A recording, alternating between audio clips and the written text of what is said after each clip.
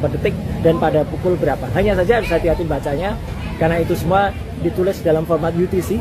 UTC itu Universal Time Code, itu artinya 7 jam sebelum waktu Indonesia bagian barat ya. Kita tahu kan WIB itu GMT atau UTC plus 7. Jadi untuk membacanya harus dikonversi itu plus 7 jam.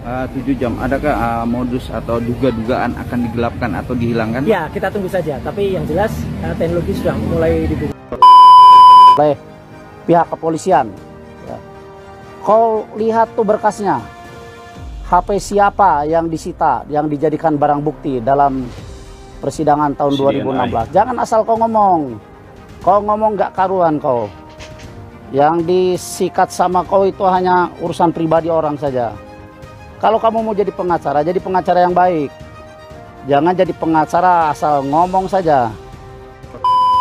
Mempertanyakan bang, ada titik kejanggalan bang. Maksudnya ini kan semua juga sudah berlalu dalam tanda kutip, saksi-saksi sudah berdatangan. Yang kita berdatangan itu kan orang yang kita anggap yang orang pelosok yang intinya nggak berani kalau dia nggak benar bang. Gimana bang? Yang pertama, kalau kejanggalan sih tidak ada di kita. Justru yang janggal ini yang datang ini.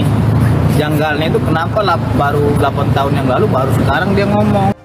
Halo, selamat datang kembali di channel Danit Episode. Terima kasih buat kalian yang sudah klik video ini. Seperti biasa masih di kasus Vina ya, dan di sini ada pakar telematika Roy Suryo.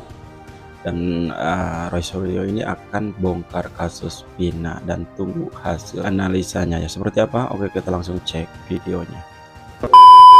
Malam mendapatkan kontak dari lawyer yang bersangkutan ya. Jadi kita akan ungkap, tunggu saja analisis saya. Karena dengan adanya CDRI itu Call Data Record Information, kita akan bisa tahu aktivitas seseorang. Jadi aktivitas Vina yang katanya masih waktu itu berkomunikasi dengan salah seorang temannya pada pukul 22 lebih malam ya, jam 22.16, sehingga itu akan membuka atau akan membongkar beberapa kesaksian-kesaksian yang bisa saja kesaksian itu sebenarnya tidak pada dalam tanda kutip apa nih bang? Karena kan kemarin itu ya, di 2016 bang. Betul. Jadi begini, sekali lagi saya bilang bahwa kebenaran itu memang sebenarnya tidak ada kebenaran yang diragukan ya, apalagi kalau ada teknologi. Banyak kemarin kasus ini sudah 8 tahun yang lalu. Betul. 2016 banyak orang bersaksi dan banyak yang sudah dihukum. Tetapi kesaksian itu hanya berdasarkan kesaksian oral saja, kesaksian seseorang yang mungkin saja ternyata ada yang mencabut kesaksiannya, ada yang sudah menjalani PK dan sukses PK-nya, dan kemudian kalau ada teknologi itu insya Allah bisa membongkar apa-apa yang selama ini masih menjadi misteri. Jadi kita harapkan nanti orang tidak ada yang takut atau orang tidak ada yang kemudian menyaksikan teknologi, karena teknologi tidak mungkin berbohong. Orang bisa saja berbohong, tapi teknologi insya Allah tidak akan berbohong kecuali ada orang yang menggunakan teknologi itu untuk membuat kebohongan. Apa masih bisa dibongkar bang 2016, dan yang telepon itu juga bilang bahwa nomornya sudah ada, siapa orangnya juga tidak ada yang tidak bisa ya, karena CDR atau Call Data Record Information sekarang lagi diekstrak atau dimunculkan kembali. Itu adalah data-data yang real, data yang murni, karena itu data-data yang memang terekam di operator. Ya, data-data itu terekam, itu ada kaloknya ya, kemudian ada location-nya, ada lokasinya, ada original number, originating, ada telepon yang dituju, nomornya lengkap berapa, menuju ke berapa, posisinya ada di mana, berapa durasinya, berapa menit atau berapa detik, dan pada pukul berapa. Hanya saja harus hati-hati bacanya karena itu semua ditulis dalam format UTC. UTC itu Universal Time Code, itu artinya 7 jam sebelum waktu Indonesia bagian barat ya. Kita tahu kan WIB itu GMT atau UTC plus 7. Jadi untuk membacanya harus dikonversi itu plus 7 jam. 7 jam. Adakah modus atau duga-dugaan akan digelapkan atau dihilangkan? Ya, kita tunggu saja. Tapi yang jelas teknologi sudah mulai dibongkar, dan saya yakin ada banyak ahli yang bisa juga membantu untuk menjelaskan bagaimana keasliannya, dan saya harapkan di sini kalau semua sudah terbuka, tidak ada lagi yang kemudian menutup-nutupinya, atau seperti dulu di kasus tahun 2016 dan kemudian di persidangan tahun 2017 katanya sudah ada CCTV, tapi CCTV-nya ternyata waktu itu katanya tidak ada yang bisa membuka CCTV.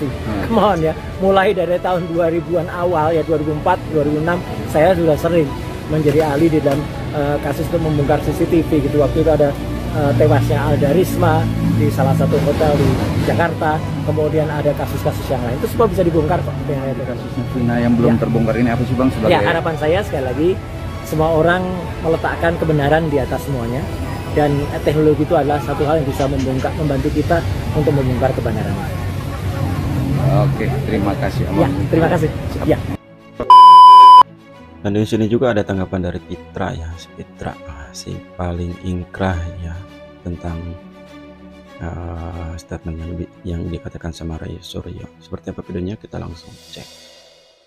3, 2, 1. Mencerminkan para penjahat, itu aja. Bicara penjahat bang, tapi keyakinan abang sebagai kuasa hukum dari Tuduliana, perkara akan tuntasnya benang merahnya ini apa sih bang maksudnya? Ya saya sebagai media juga mempertanyakan bang, ada titik kejanggalan bang, maksudnya ini kan semua juga sudah berlalu dalam tanda kutip, saksi-saksi sudah berdatangan, yang kita berdatangan itu kan orang yang kita anggap yang orang pelosok yang intinya nggak berani kalau dia nggak benar bang, gimana bang? Yang pertama, kalau kejanggalan sih tidak ada di kita, justru yang janggal ini yang datang ini. Janggalnya itu kenapa baru 8 tahun yang lalu baru sekarang dia ngomong, kenapa dia nggak ngomong ke polisi kalau memang dia benar keterangannya, itu saja simpel, bukan di kita yang janggal, mereka yang janggal gitu loh.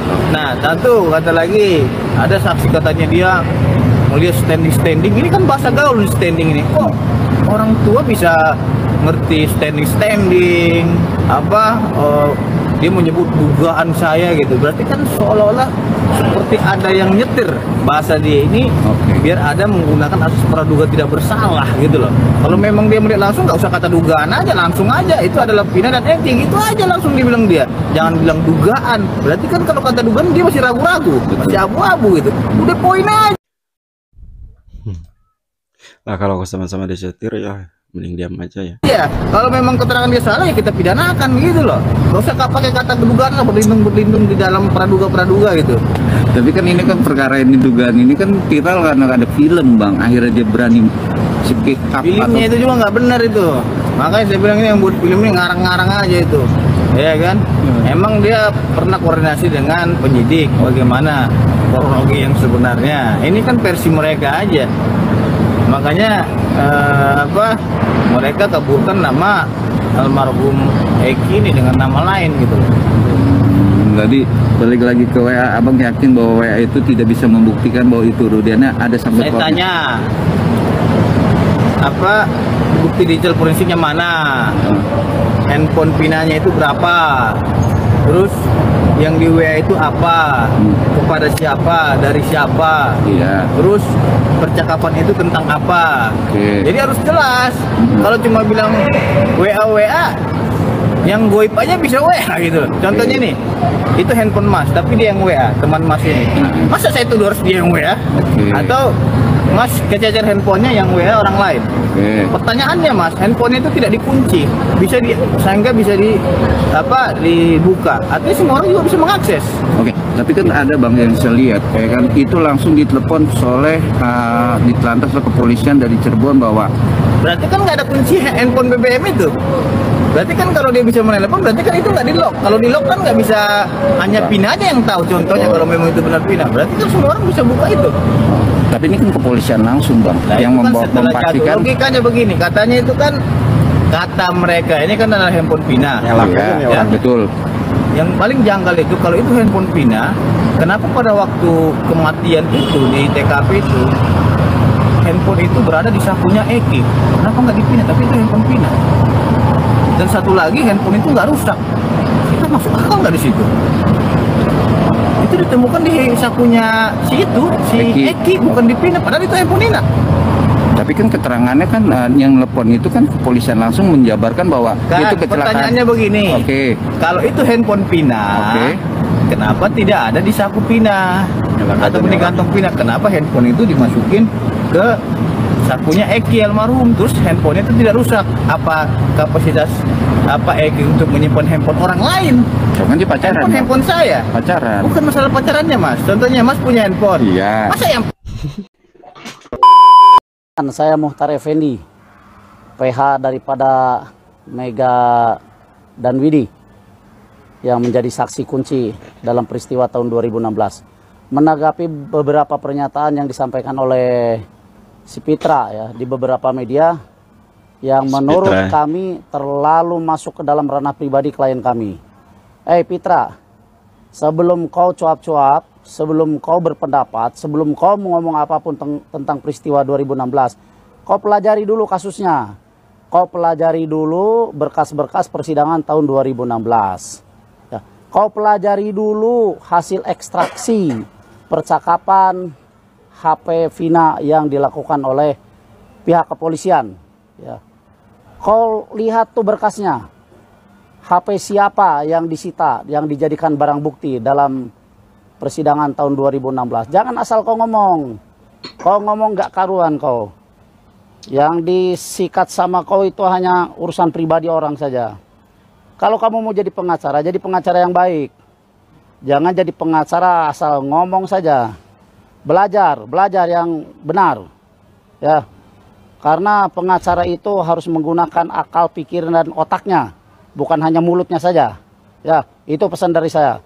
Kalau kau masih berani cuap-cuap, berani berhadapan dengan saya. Ya, mari berhadapan dengan saya Muhtar Effendi.